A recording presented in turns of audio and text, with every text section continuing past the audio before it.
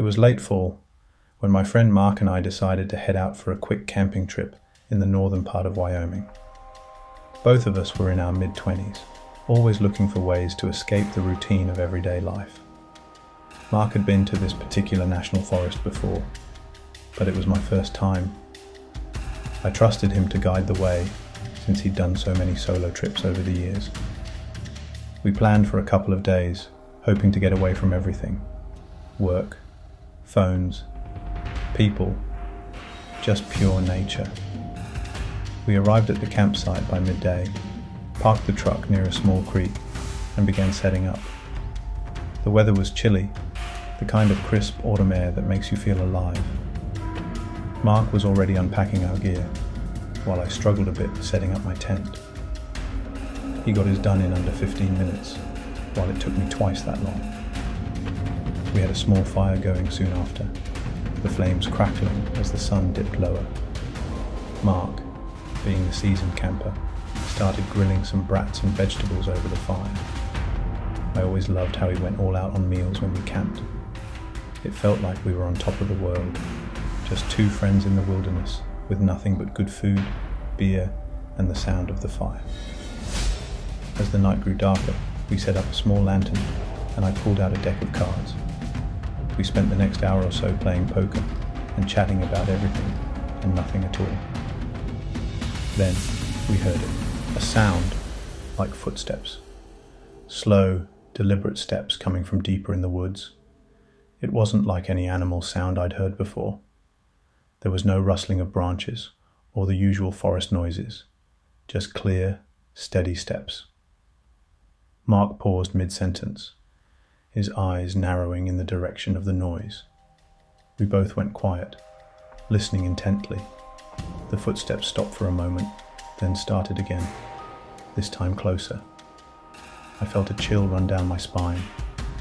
Mark looked at me, his face unreadable. "Stay here," he whispered. "I'll go check it out." Before I could protest, he grabbed his flashlight and headed toward the edge of the woods, stepping quietly between the trees. I sat there, heart racing, trying to stay calm. The fire crackled loudly now, but my mind was focused on the steps, still coming from somewhere beyond the trees. I could hear them, still distant, but closer than before. Mark was gone for what felt like an eternity, though it had probably only been 10 minutes. I tried to stay still, but every branch snapping or twig breaking seemed like someone stepping toward me.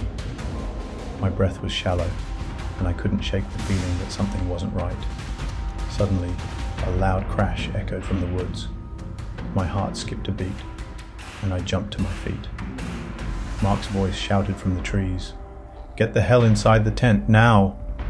Without thinking, I grabbed my flashlight and ran to the tent, slipping inside and zipping it up. I crouched down in the corner, the darkness of the forest pressing in around us. I could hear Mark's voice again, though it sounded distorted, like he was far away. My blood ran cold when I heard the unmistakable sound of someone, dragging a heavy object through the woods. That's when the humming started. It was soft at first, a low tune carried on the wind. Then it grew louder, clearer. Someone was out there, singing to themselves. It wasn't a song, just a faint hum that felt wrong, out of place. My skin prickled with goosebumps, and I didn't dare make a sound. The humming stopped abruptly, and the dragging sound returned, closer now. I heard the unmistakable crunch of something heavy being dropped outside the tent. I froze, barely daring to breathe. My flashlight flickered in my trembling hand, casting weak light on the tent walls. My heart thudded so loudly in my chest, I thought it might give me away. Then, the door of the tent unzipped.